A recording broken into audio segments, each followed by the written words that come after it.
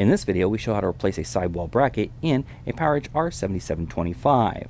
Before working inside your system, read through and follow the safety guidelines to protect your system from potential damage and ensure your personal safety.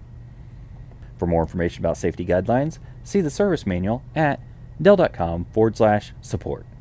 To remove a sidewall bracket with the cover, air shroud, and fan cage assembly, as well as any cables that were running through it originally disconnected, press down on the release latch, lift up, and then pull out. To install a sidewall bracket, align it with the side of the system, and then slide it downward to put it in place. For more information or assistance about the PowerEdge R7725, visit dell.com/support.